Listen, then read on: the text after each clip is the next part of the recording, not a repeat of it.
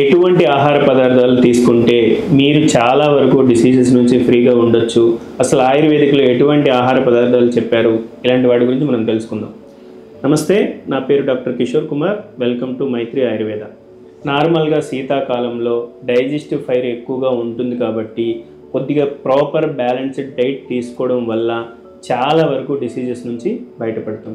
అందులో మెయిన్ ఏంటి అంటే పర్టికులర్గా మార్నింగ్ 6 o'clock to 7 o'clock మధ్యలో ఓకప్ అనేది ఉంటే, ఆ తర్వాత ఆయిల్ పుల్లింగ్ అనేది సీసమ్ ఆయిల్తో కానీ లేదు అనుకుంటే మస్టర్డ్ ఆయిల్తో చేసుకోవడం వల్ల ఇమ్యూనిటీ అనేది బూస్ట్ అవుతూ ఆ ఏరియాలో స్టేబిలైజ్డ్ స్ట్రెంత్ అనేది ఉంటుంది.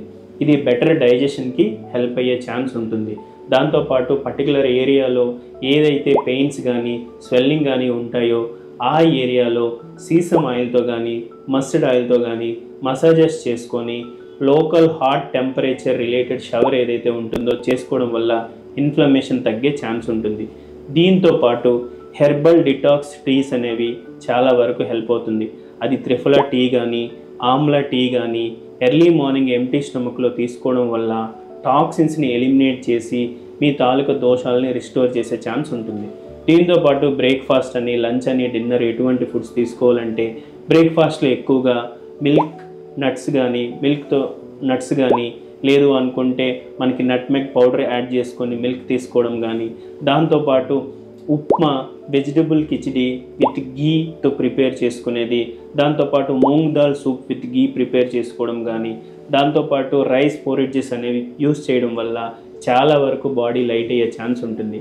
మధ్యాహ్నం లంచ్లోకి వచ్చేసరికి హెవీ స్ట్రాంగ్ డైజెస్టివ్ ఫైర్ ఉంటుంది కాబట్టి హెవీ మీల్ అనేది తీసుకోవడం అనేది మధ్యాహ్నం లంచ్లో శీతాకాలం చాలా ఇంపార్టెంట్. అందులో మెయిన్ ఏంటి అంటే వైట్ రైస్ కానీ బార్లీ కానీ బీట్ కానీ ఎక్కువగా కన్జ్యూమ్ చేయాలి.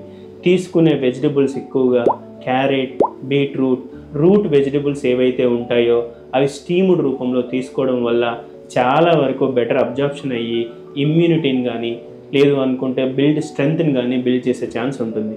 దీంతోపాటు మధ్యాహ్నం లంచ్ తర్వాత డిన్నర్కి వచ్చేసరికి moong dal soup with any ghee or otherwise some soups with herbal soups ఏమైనా తీసుకోవచ్చు.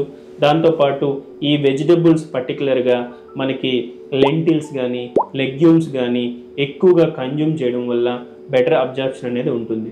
దీంతోపాటు నైట్ డిన్నర్ తర్వాత పడుకునే ముందు ఏదైతే ఆయుర్వేదిక్ వేలో చెప్పారో అశ్వగంధ పౌడర్ ఒక 1/2 teaspoon with 1 cup of milk తీసుకోవడం వల్ల బెటర్ డైజెషన్తో పాటు బాడీలో ఉండే వాత దోషాన్ని కంట్రోల్ చేసి స్లీప్ని ఇంక్రీజ్ చేయడానికి హెల్ప్ అవుతుంది.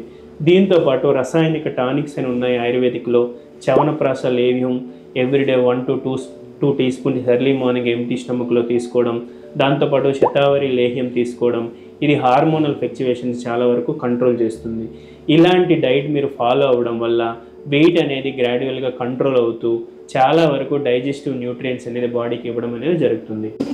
ఈ వీడియో మీకు నచ్చినట్టయితే ఇటువంటి ప్రాబ్లంతో బాధపడే వాళ్ళకి ఈ వీడియోని షేర్ చేయండి. నమస్తే.